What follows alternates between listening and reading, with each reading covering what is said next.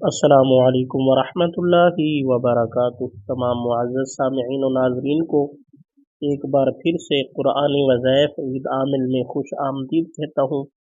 اللہ تبارک و تعالیٰ سے دعا گو ہوں اللہ تبارک و تعالیٰ تمام ناظرین کو، تمام سامعین کو اپنی حفظ و امان میں رکھے۔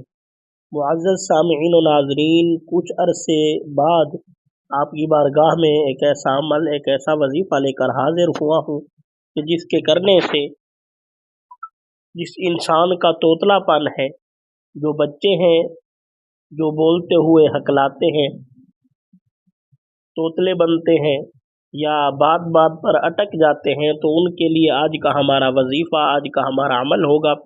معزز سامعین و ناظرین، عمل میں جانے سے پہلے تمام لوگوں سے یہ گزارش کروں گا کہ مزید وظائف، مزید عملیات کو جاننے کے لیے ہمارے یوٹیوب چینل قرآنی وظائف ود عامل کو ضرور سبسکرائب کریں اور ساتھ ہی بیل آئیکن کو دبانا مت بھولیے۔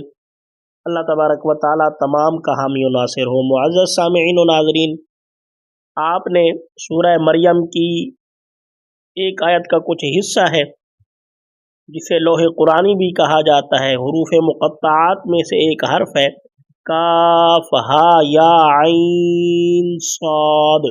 یہ آپ نے 175 بار پڑھنا ہے، اول آخر درود شریف پڑھنا ہے۔ اگر بچے کی والدہ ہو تو وہ صبح نہار منہ پڑھ کر اپنے بچے کو پانی پلائے۔